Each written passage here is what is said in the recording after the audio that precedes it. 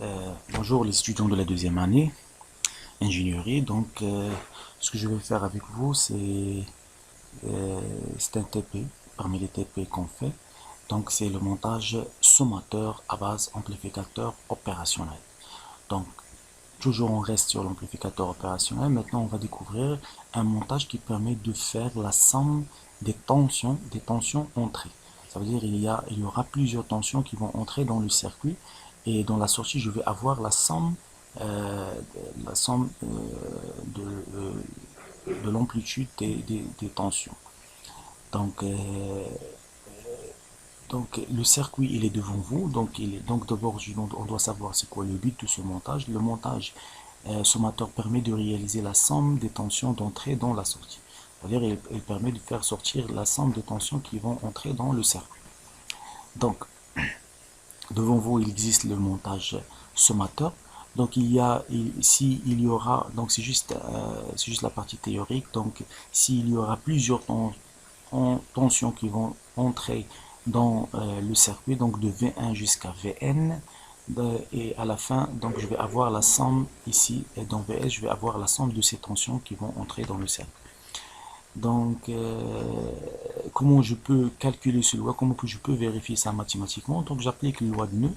Hein, on sait très bien que le courant qui passe ici, hein, c'est lui qui va passer par là, parce que l'impédance ici, il est infini. Donc, la somme, le courant I qui passe ici, est égal à la somme des courants I1, I2, I3 jusqu'à IN. Ça veut dire, voilà, I1 il passe par là, I2 par là, I3 par là, IN par là. Donc, c'est que I qui va passer par là, c'est la somme des I qui vont traverser ces résistances-là, de R1 jusqu'à Rn. Donc, j'applique la loi de nœud, donc que I est égal à I1 plus I2 plus I3 jusqu'à IN. Donc, nous avons VK est égal à RK fois IK, avec K appartient de 1, 3 jusqu'à N, l'ensemble de 1, 3 jusqu'à N. Donc, VS et VS est égal moins RI moins RI. Donc j'applique le VS ici. Donc je vais remplacer le I par moins VS sur R. Donc moins VS sur R. Et les autres par ces valeurs. Donc le I1 c'est V1 sur R1, ainsi de suite. Donc, donc VS maintenant est égal moins 1, moins cette formule-là. Donc si je vais prendre comme quoi que R est égal à R1 plus R2 plus R3 jusqu'à Rn, donc je vais éliminer les R ici et je vais avoir que Vs est égal à la somme moins la somme des Vi. De I est égal, qui commence de 1 jusqu'à N, moins ici.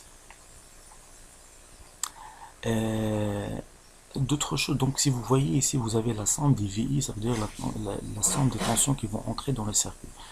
Donc, sans prendre en considération le signe, mais l'objectif c'est de faire la somme des entrées. Donc, la somme des entrées, la somme des tensions d'entrée, et il va juste changer le signe des tensions. Ça veut dire à l'alternance positive des VI, je vais avoir l'alternance négative ici pour VS. Donc la simulation, j'avais déjà réalisé ça ici. Donc voilà la simulation. C'est que ici j'ai pris seulement trois entrées. Hein. Le signe 1.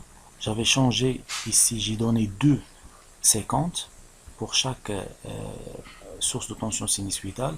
2,50. 2 ici 2,50. Ok. Et il y a j'ai changé les résistances par 1 kg, 1 kg, 1 kg. Après, je vais faire play pour voir le résultat. Voilà. Donc ici vous avez la tension V1, V2 et V3. Elles ont l'amplitude de 2 volts. Maintenant, si vous regardez Vs, c'est la somme. Hein, l'amplitude, hein, même elle est inversée, il est inversé parce que le signe, parce qu'il existe le moins, mais l'amplitude ici, d'ici vers ici, c'est la somme entre les trois. Donc 1, 2 et 3 carrés. Hein, vous allez avoir ici 3 carrés. Donc c'est la somme. Donc il permet de faire la somme. Donc j'espère que vous avez compris le principe d'un sommateur à base d'amplificateur opérationnel. Donc à la séance prochaine.